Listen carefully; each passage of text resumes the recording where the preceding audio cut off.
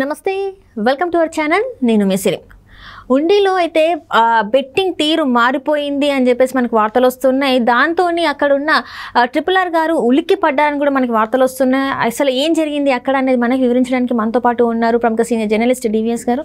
నమస్కారం సార్. నమస్తే సార్. ఇప్పుడు చూస్తుంటే ఉండిలో మొత్తం సీన్ రివర్స్ అయిపోయింది. బెట్టింగ్ రాజులు తీరు కూడా చేంజ్ అయిపోయింది. దీంతో RRR గారు ఉలిక్కి పడ్డారని చెప్పేసి వార్తలు వస్తున్నాయి. అసలు అక్కడ బెట్టింగ్ మరి ఏం జరుగుతుంది? RRR గారు ఎందుకు ఉలిక్కి పడ్డారు? అసలు ఉండిలో బెట్టింగ్ RRR గెలుపు ఖాయమైపోయింది. ఓకే.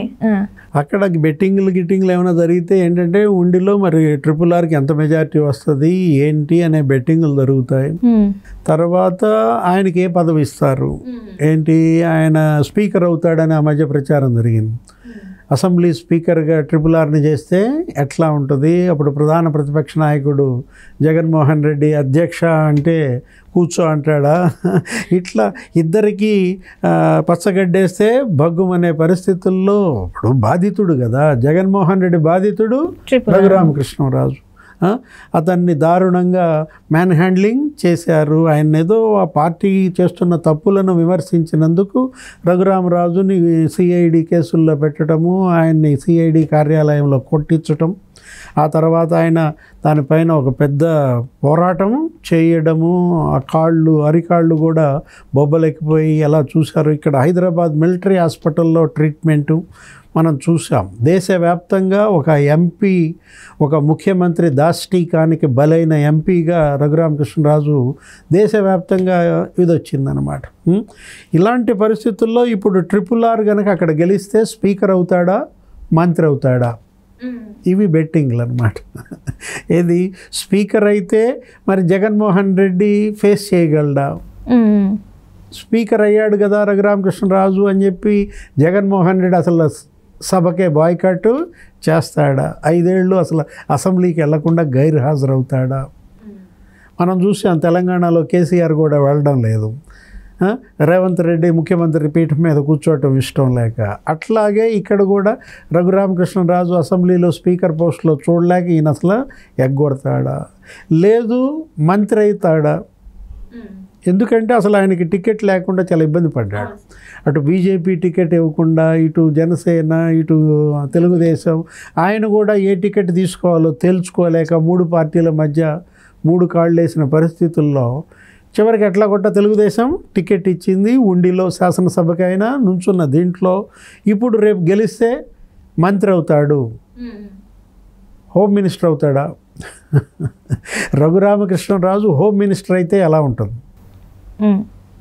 మొత్తం పోలీసు శాఖ అంతా రఘురామకృష్ణరాజు కంట్రోల్లో కనుక వెళ్ళినట్లయితే, హోంశాఖ మంత్రిగా రఘురామకృష్ణరాజు బాధ్యతలు తీసుకుంటే ఇక వైసీపీకి ఇత్తడేనా?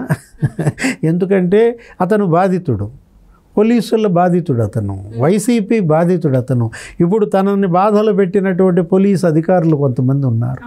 వాళ్ళందరిపైన మరి తప్పదు కదా. ఏది రఘురామకృష్ణరాజు హోంశాఖ మంత్రి అయితే వాళ్ళందరిపైన మరి డిసిప్లినరీ యాక్షన్స్ ఉంటాయి. ఇప్పుడు ప్రతి యాక్షన్కి ఒక రియాక్షన్ ఉంటుంది కదా. సేమ్ అంతే అనమాట. మొన్న ఎవరైతే వైసీపీ వాళ్ళ వల్ల రఘురామకృష్ణరాజు ఇబ్బందులు పడ్డాడో, ఇప్పుడు హోమ్ మినిస్టర్ అయితే వాళ్ళందరికీ చుక్కలు చూపిస్తాడా? రఘురామకృష్ణరాజును అసలు ఆంధ్రప్రదేశ్లో ఎంటర్ కానివ్వలేదు. గత 5 ఏళ్లుగా ఆయన హైదరాబాద్కి, ఢిల్లీకే పరిమితమయ్యాడు.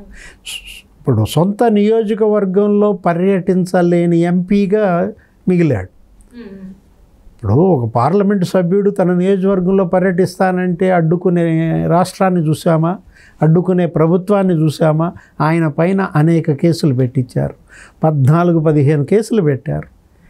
ఏది 5-6 పోలీస్ స్టేషన్లలో కేసులు పెట్టారు. మొత్తం 7 నియోజకవర్గాలకు ఆయన MP అయితే 7 నియోజకవర్గాల్లోనూ ఆయన మీద కేసులు పెట్టించారు.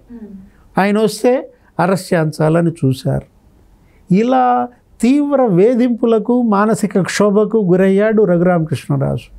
ఇప్పుడు మరి ఆయన కనుక రేపు ఉండి ఎమ్మెల్యేగా గెలిచి చంద్రబాబు క్యాబినెట్లో ఆయన కనుక మంత్రి అయితే, నిజంగా హోమ్ మినిస్టరే అయితే, ఎవరైతే తన పైన తప్పుడు కేసులు పెట్టించారో, ఇప్పుడు ఈ కారుమూరి నాగేశ్వరరావు, అక్కడ ఉన్నటువంటి మిగతా వాళ్ళందరూ ఉన్నారు కదా, వైసీపీ ఎమ్మెల్యేలు కావచ్చు, మంత్రులు కావచ్చు, ప్రసాద్ రాజు, వీళ్ళందరి మీద మళ్ళీ కేసులు పెట్టిస్తారా? అంతేకాదు, టిట్ ఫర్ టాట్, ఏది చెరపకురా చెడేవు అన్నమాట. ఇప్పుడు గతంలో మీరు మరి రఘురామకృష్ణరాజు మీద ఇన్ని కేసులు పెట్టించినప్పుడు ఇప్పుడు రఘురామకృష్ణరాజు వేటాడతాడు అన్నమాట. ఇప్పుడు ఇదంతా ఒక వేటగా ఉంది. ఇది ఆట స్థాయి దాటిపోయింది. ఆంధ్రప్రదేశ్ రాజకీయంలో ఇక వేట నడుస్తోంది. 5 ఏళ్ళు వైసీపీ వాళ్ళు వేటాడారు ఎవరిని? తెలుగుదేశాన్ని, తెలుగుదేశం నాయకుల్ని, మంత్రులు, ఎమ్మెల్యేలు, ఇన్ఛార్జీలు, ఒక్కొక్కళ్ళ మీద తప్పుడు కేసులు అనేకం పెట్టారు కదా. మాజీ ముఖ్యమంత్రినే జైలుకి పంపారు 53 రోజులు. ఎవరిని కదిలిచ్చినా చంద్రబాబే అన్నారు కదా, నా మీద 23 కేసులు ఉన్నాయన్నారు. లోకేష్ మీద 22 కేసులు ఉన్నాయన్నారు. ఇప్పుడు రఘురామకృష్ణరాజు మీద 14 కేసులు ఉన్నాయి. దెందులూరు ప్రభాకర్ మీద 44 కేసులు ఉన్నాయి. ఇప్పుడు వీళ్ళు పవర్లోకి వస్తే ఇప్పుడు అదేగా రెడ్ డైరీ అనేది. ఎవరు? లోకేష్ బాబు. రఘురామకృష్ణరాజు కనుక రేపు పొద్దున మంత్రి అయితే, పొరపాటున హోమ్ మినిస్టరే కనుక అయితే వైసీపీకి చుక్కలే. Right sir. అంటే ఇప్పుడు చూస్తున్నట్టయితే రఘురామకృష్ణరాజు గారికి ఖచ్చితంగా మంత్రి పదవి అని చెప్పేసి కూడా, అంటే ఇక్కడ పిఠాపురంలో ఎవరైతే టికెట్ త్యాగం చేశారో పవన్ కళ్యాణ్ గారి కోసం, ఇద్దరికి మరి మంత్రి పదవి అనేది ఇద్దరికి ఇచ్చే ఛాన్సెస్ ఉన్నాయంటారా మరి చంద్రబాబు నాయుడు? వర్మకి మరి ఎమ్మెల్సీ చేస్తారు ముందు ఆయన్ని. పవన్ కళ్యాణ్కి అది త్యాగం చేసినందుకు ఆయనకి ఇవ్వాల్సిన గౌరవం, ఆయనకి ఇవ్వాల్సిన పోస్టు ఆయనకి ఇస్తారు. పిఠాపురం వర్మకి ఉండి రఘురామకృష్ణరాజుకి పోలిక లేదనమాట.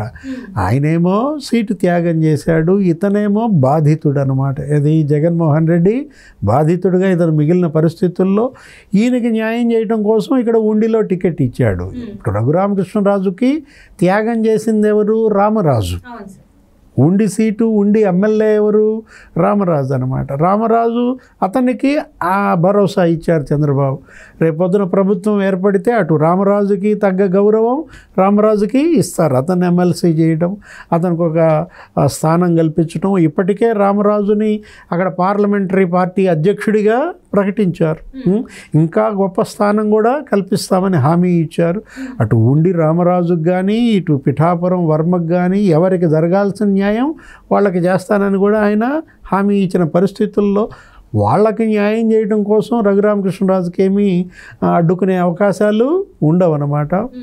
మినిస్ట్రీ ఖాయం కనుక అయితే మినిస్ట్రీ, లేదు అసెంబ్లీ స్పీకర్ అయితే అసెంబ్లీ స్పీకర్, ఏదో ఒక ఉన్నత పదవిలో మాత్రం రఘురామకృష్ణరాజు గారిని కూర్చోబెట్టడం తథ్యం.